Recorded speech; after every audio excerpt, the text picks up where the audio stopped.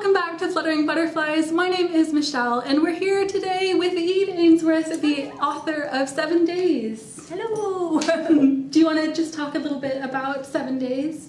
Yeah, can do. 7 Days is a teen book which is based around bullying. It's a dual narrative novel which I hope will give you both sides of the story when it comes to bullying. So it's a story about Jess and Kez, sorry, my boys. And Jess is a victim of bullying, but you also see Kez's perspective as well, who's the bully. And I hope it gives you reasons why Kez has chosen to bully Jess. It's set over 7 days, very fast pace, quite gritty in places, but quite an important book for me to have written. I'm quite passionate about it. Good. Now you mentioned there Jess and Kez's perspectives are both there. Did you find one easier to write over the other, or did they both sort of come naturally to you? They both kind of came naturally. Initially, Jess, I guess I was kind of finding quite easy because I was quite sympathetic towards her. But as I started to write Kez and really get behind her motivations, I really started to care about her, and she became easier and easier to write. And I became quite passionate about wanting to get her point of view across. So initially Jess was easier to write, but then they both became sort of equal in power, really. And like you said, it is quite a slim book. It only covers 1 week, but what I thought was really great about it is that there are other secondary characters which are really cool as well. I think Philip was my favourite. Oh, I love Philip. Did you have a favourite character other than Jess and Kez to write about? Or? Yeah, I mean there's quite a few key ones really. I mean I like Lynn, I love Lynn. Because I think that he's obviously the boyfriend of Kez, but he's an old friend of Jess's, and they start to get to know again. And I like him because he's got a lot of integrity. He's from the estate. He's got quite a lot of kudos, but there's a lot of integrity in Lynn, and in my mind, he's a really good, solid guy to know, and I love him to bits. Yeah, I quite like Lynn as well. He does kind of stand up and say, you know, Jess is all right, leave her alone at times, and that can be difficult to do in that situation. So I'm glad to see that there was some of that amongst the friends and everything. But like you said, there are some really difficult situations and everything. Was there a particular scene that you found difficult to tackle, or that you came back to writing? I think the initial scene of bullying was quite difficult, where you see Jess first entering the school and the girls are tackling her and getting her to go down on her knees, because you know it's quite a distressing image to think of a girl on her knees and be made to be put in that position, and I wanted that to come across quite honest and sincere, but again, because that's quite a nasty thing for girls to do, to put somebody in a position of power almost, you know, they're looking down on her.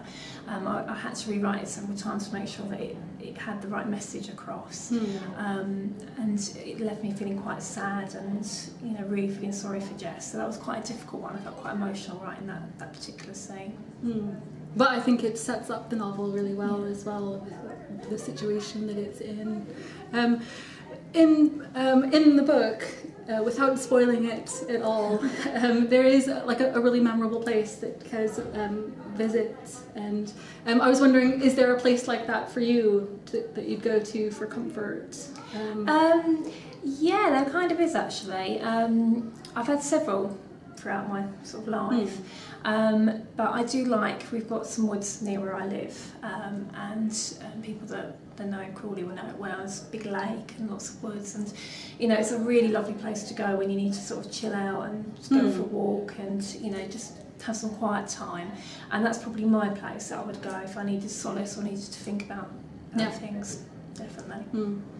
Now the book is about bullying, and you have had sort of experience in dealing with bullying in schools, I believe. But where do you think that things can go from here? I mean, I felt like the end of 7 Days felt very hopeful, but do you have any thoughts about?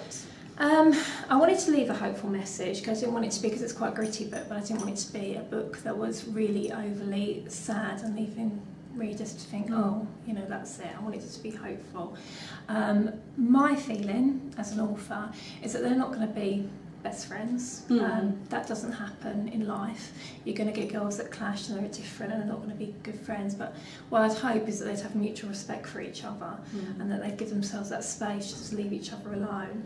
I think Kez grows and you see the growth, and she starts to realise that she doesn't want to be that type of person, and she doesn't need to be that type of person in order to be who she needs to be.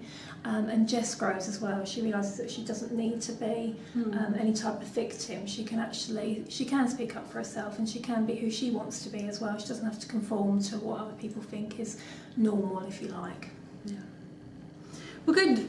Moving on to some happier topics. This is your debut YA book, isn't it? It is. And how are you reacting to readers like me who have read it and loved it? And any sort of feedback that you've gotten so far? Oh, it's really exciting. It's lovely to have people behind the book and giving you lots of positive praise. And I think that the really lovely thing is having younger readers as well. We've had a few reviews off the Love Reading site, and having younger readers say that the book really, you know, had a place in their heart and reflected on what they were experiencing. That's really what I wanted to do, and that's been really lovely.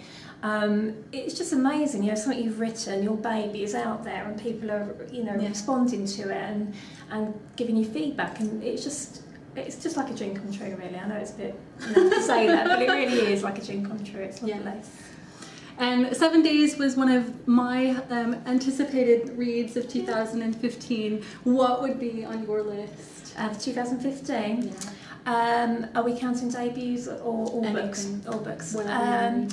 I am looking forward to Emma Horton's new book, which is Best Left Buried. I think she's a fantastic thriller writer, and her books, you know, her last book was fantastic, so I can't wait to read this one.